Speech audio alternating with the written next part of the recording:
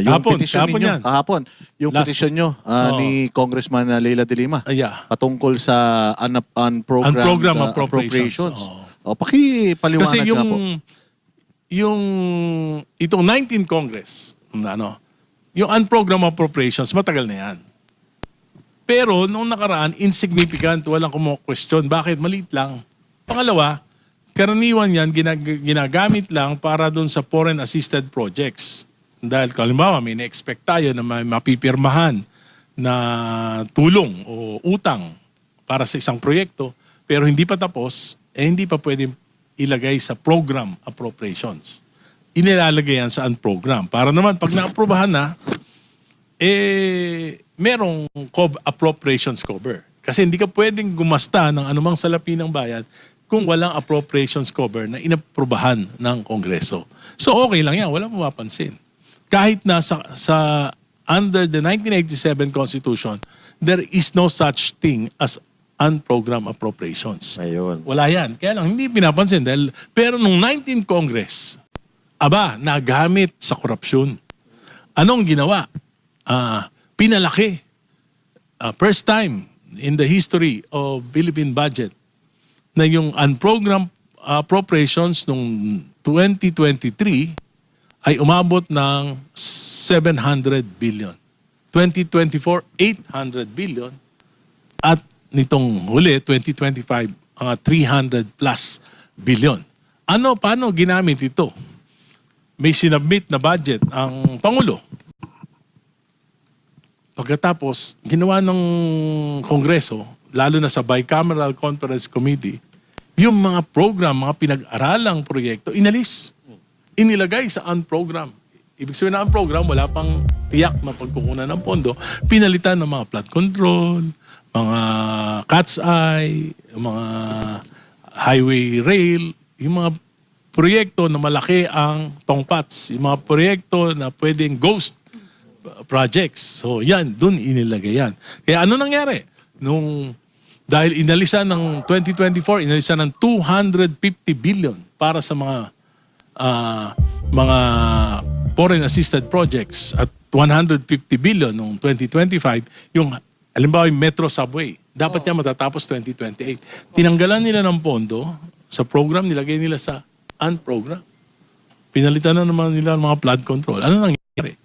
So hindi na pondohan, hindi ma-release yung foreign loan, kaya nangyari, madidelay yung Metro Subway na dapat matatapos ng 2028, ngayon 2032 na. So, opportunity lost para sa mga Pilipino. Pero ang pinakamalaking dagok niyan, may penalty, may commitment fee, at dahil tatagal, may escalation cost. Tinanong ko mismo sa Department of Transportation, tinanong ko, magkano ang itataas? 20%. 400 plus billion yung Metro Subway, so madadagdagan yan ng almost 90 billion additional cost. Dahil lang dun sa mga Yung Clark to Calamba, elevated railway ng PNR, 800 plus billion yan. Madidelay ng 3 years. So anong ibig sabihin yan? 20% ang i-increase. So 800 billion, so 170 billion yung masasayang. 170 plus 90. Tapos na sana lahat ng backlog sa classroom. Mas penalty pa. So, kung yun, matutuwa, kasama yun.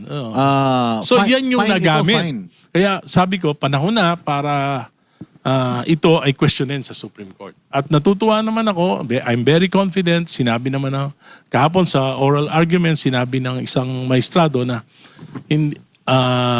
pwede naman gumawa ng special appropriations, ipapasa uli ng Kongreso. It will just take 2 months para maipasa yan. Pangalawa, meron namang contingency fund ang gobyerno, at least mga 13 billion a year yan kung may mga emergencies. Kung, masasabi ba natin itong unprogrammed bills, ito yung bagong pork barrel? Well, pwedeng gawing pork barrel. At maraming kalokohan na nangyari noong 19th Congress. Noong nakaraan, aaminin ko, nung mga nakaraang hindi naman, walang pumapansin dahil hindi naman, saka hindi kalakihan, walang gumagawa ng kalokohan. Hindi nagagamit sa mali. Ngayon lang, 19 Congress, 2023, 2024, 2025. Pero, so Kong, sinasabi ninyo, umakyat ito during the BICAM. Tama po? Merong small committee sa Congress. Oo. Tapos meron pang BICAM. 2 beses. So doon umakyat yung program. Tulad nga ng sinasabi ngayon ni former speaker na wala naman daw siyang kinalaman doon sa small committee at sa BICAM dahil ang nandun ay si Senate President Chis Escudero at si Zaldico. Naniniwala po ba kayo na walang kinalaman yung si dating speaker? Hindi pa ako doon? naniniwala na walang kaalaman ang speaker tungkol sa... Ayan ang pinakamahalagang batas na ipinapasa ng Kongreso taon-taon. Kung isang ordinaryong congressman may pakialam, hindi lalo na yung speaker. So ibig sabihin yung kanyang Saka siya speech pumili kahapon. kay Congressman Zaldico. Although binoto, pero siya mismo ang pumili. Alam na alam yan ng buong Kongreso. Talagang may say ang speaker sa pagpili ng mga major committees sa Kongreso. Kung dahil naman may nangyayaring korupsyon dyan sa sinasabing yung ano na yan, ano naman po pinakamalaking ambag dyan ni Marcos? Ni President Bongbong Marcos? Hindi, ang tinatanong ko kasi, alam mo, marami namang naging pangulo sa ating bansa. Ngayon lang na nangyari yan. Bakit? Kasi, for example, si GMA, nung tinataas ng Kongreso, yung pondo, umalag siya. Kaya nga, nagkaroon tayo ng re-enacted budget. Kasi may veto power ang presidente. Pagka yung ganyan gusto nyong budget, kasi ang tawag sa budget, isang tawag sa national budget is President's budget. Bakit? Yan yung plano mo para sa bayan mo. Ang tawag niyan, Philippine Development Plan. So para magawa mo yung Philippine Development Plan, yung mabawat ahensya ng gobyerno, gumagawa sila ng plano. Infrastructure, ito para matupad tong Philippine Development. Health, ito para matupad. Education, para matupad yung mga pangarap mo para sa taon na ito. So pagka binabago mo yan, binabago mo yung Philippine Development Plan. Presidente yan siya ang nagpaplano niyan di ba? So, hindi mapayag si GMA, si Pinoy, hindi mapayag. At maging si President Duterte, hindi siya pumayag, di ba? So, pagdating dito, sinalaula ng 19th Congress yung budget ng Pangulo, 2023. Hindi ako naniniwala na hindi niya, siguro kung 1 taon, baka pwede, napalusutan siya. Pero kung 3 taon, andyan yung kanyang mga gabinete, at hindi niya alam. So sabi ko, it's a question of complicity, it's a question of complicity or competency. Di ba? So naniniwala kayo na may direktang kaalaman si Marcos Kaya nga, dito sa... tanong ko, kung hindi niya alam yan, ano yung susunod? Pag hindi niya alam, presidente ka, hindi mo alam. Incompetent. Umalis ka na dyan. Yan yung, it's a question of complicity or competency. Kaya nga, maraming lumabas during the oral arguments yesterday. Di ba? So naniniwala kayo na may direktang kaalaman si Marcos Kaya nga, dito sa... tanong ko, kung hindi niya alam yan, ano yung susunod? Pag hindi niya alam, presidente ka, hindi mo alam. Incompetent. Umalis ka na dyan. Yan yung, it's a question of complicity or competency. Kaya nga, maraming lumabas during the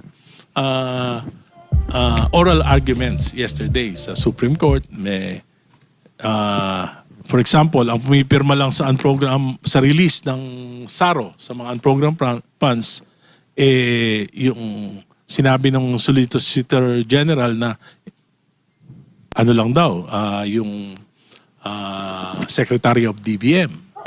Kaya doon lahat nakapirma. May kopya ako lahat, nakapirma yung Secretary. Pero meron din provision na dapat yan aprobahan ng Presidente, for, at least for 2024 national budget. Parang hindi nasunod yun. So, marami talaga. Medyo nagulo itong pagbabudget ng 3 taon because of this unprogrammed Pero appropriations. kung di ba meron tayong EU dyan na dapat yung presidente ang pipirma pag-release ng Pero unprogrammed? tinanggal yun noong 2025. Bakit kaya? Anong Hindi ko palagay alam, nyo? Ba't hindi ko alam. ba't tinanggal? Hindi ko alam. Siguro para mawala ng responsibilidad yung presidente, legal responsibility. Pero sabi ko nga, hindi naman pwedeng the secretary of the alter ego lang siya eh. So hindi dapat lahat ng pondo na i-release ng DBM, lalo na sa unprogrammed appropriations, dapat may pagpayag ang Pangulo. Sino po ang nagtanggal nun, Kong? May tinanggal yun sa special provision ng GAA 2025. So naalala ko kung ito nakakalimutan na kasi ng tao yung sa Maharlika Fund tsaka itong sa PhilHealth. Parang nabalitaan natin ito yung ginamit Hindi nilagay sa Maharlika Fund. Yung PDIC 107 billion saka yung 60 billion ng PhilHealth. Yun ay dahil wala na mapagkunan ng pondo, ginawa nila na revenue yon, source of revenue. At ginamit nila para sa mga proyekto. At nakita ko sa program appropriations, marami yung napondohan ng PhilHealth at ng PDIC ng mga flood control, mga proyekto.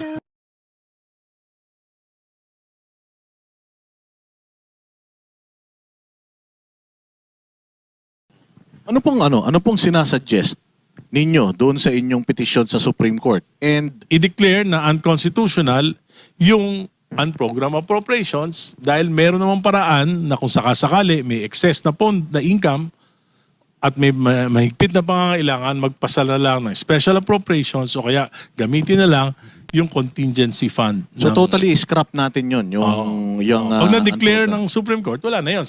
Kaya nga mahalaga na ma-decisionan to before the 2027 budget na mapag-usapan ng Kongreso para kung sa ganun, wala na talaga yan. Sa kaalaman ng mga kababayan natin, kung ano ang magiging benepisyo ng masang Pilipino dito sa inyong petisyon? Well, ang sinasabi nila kasi, ang dahilan ng unprogrammed appropriations para daw mapadali. Ibig sabihin, convenience. Pero sabi ko, yung safeguard is more important than convenience. So sa tingin nyo kung bilang kongresista, dito ba nanggagaling sa unprogrammed appropriation yung karamihan sa nakukurap na pera ng taong bayan? Nitong 3 taon, nitong 2023, 24, 25, marami po galing doon. Paano sa 2020? 2026 po, nabantayan namin eh. Nandun po ako. Okay na po siya. Kung di ba Meron pa rin, pero yun nga, kaya nga kinestyon ko, meron pa rin 150 billion, pero hindi masyadong controversial ngayon. Pero sabi ko nga, kahit hindi controversial ngayon yan, paano sa susunod na taon? Mga susunod na taon, kung tahimik na, walang gano'ng nagbabantay. Kaya mabuti pa, ngayon pa lang, matuldo ka na yan. kung sabi mo sa isang interview mo, mas malaki yung 2024 na nakurakot kaysa sa 2025. Paano Ang sabi ko, nangyari? 2024 is more corrupt than the Yes, 2025 budget. Kasi nga, mas malaki yung unprogrammed appropriations doon. Pero parang ang lumalabas 2025 no? Kasi yun doon nabuko eh. Mm. Hindi na pag-aralan pa yung 2024, 2023. Nung pinag-aralan ko, nakita ko ang 2024 ang pinakamalaking dagok sa bansang Pilipinas. Punta tayo kung sa mainit na issue, itong latest na speech ni Speaker Romualdez, dating Speaker Romualdez. Anong inyong reaction nung una nyong napanood itong speech ni Speaker Romualdez? Sa pumayat siya. Hindi, ang tingin ko, ang sinasabi niya, parang dahil sinabi nga na ni Ombudsman Remulla na kakasuhan nila ng plunder, parang ang sinasabi niya, aba, hindi ako mastermind. At ayoko na akong gawin yung scapegoat. And I will not go down alone. Sama-sama sila. Sama-sama tayo. So may pag-aamin yun, Kong. Hindi ko alam. Directly. Siguro, hayaan na natin sa imagination ng lahat yung kanilang yung Pero ibig kung may sabihin. tanong ako- Pero ang ibig sabihin, kasi ang problema talaga, maraming pinapangako si Presidente na hindi niya natutupad. Di ba? Una, sabi niya, paimbestigahan niya talaga. So, binuo niya yung ICI, Independent Commission for Infrastructure. Magaling si Babe Singson, magaling si Pajardo, nag-resign. Hindi na ponduan. At ang pinakamahalaga na report dapat ng ICI, hindi lang kung sino yung mga nagkasala. Ang pinakamahalaga doon, ano yung proseso na nangyari kung bakit umabot sa ganito yung korupsyon. Kasi kung nakita yung proseso na pag-aralan at nagbigay ng recommendations kung paano para hindi na maulit ito, maganda sana. Pero hanggang ngayon, hindi natin alam kung ano naging silbi nung ICI. Pangalawa, sinabi niya, priority legislation niya, yung Independent Commission. Isa nga ako sa author ng Independent Commission for Infrastructure. Corruption in Infrastructure. So, minadali yan dahil sabi niya, priorities. Minadali namin yan. Nag-overtime kami, naipasa namin sa committee. Tapos biglang hininto. Maski si Senator Soto, sabi niya, ipapasa ng Senado. Biglang nahinto. Pero Diba? kung Pangatlo, sabi niya, yung political reforms. Ako yung unang-unang nagsalita sa Kongreso na ang pinakamalaking dapat na gawin ng Pangulo para mahinto ito, political reforms. Yung prosecution ng mga offenders, may legal na proseso yan. Matagal na yan. Matagal yang gawin. Due process. Pero, dahil nangyari yan, may utang ang Pangulo sa bayan na magkaroon ng mga reforma. At sinabi ko nga, isa sa mga reforma na isang dahilan ng korupsyon, yung anti-political dynasty. So, prioritize niya rin. Di ba? Sinabi niya, priority. Sabi niya, priority. Priority. Pagkatapos, nag-file yung anak niya ng hoax, anti-political, hindi naman anti-political yun ano yun? Pro-political dynasty. Institutionalizing political dynasties. Kaya, sabi ko, marami siyang pangako na hindi niya natutupad. Sabi niya, magpapakulong siya December. Walang nangyari. Ngayon, nagsalita si Ombudsman Remulla, May. Malapit na